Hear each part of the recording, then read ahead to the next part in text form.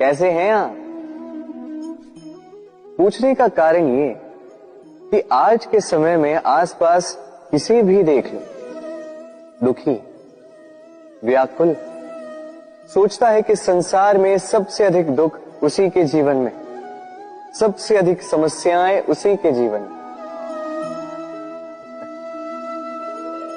संसार में ऐसा कोई व्यक्ति नहीं जिसके जीवन में समस्या नहीं, और संसार में ऐसी कोई समस्या नहीं जिसका हल मनुष्य के पास नहीं।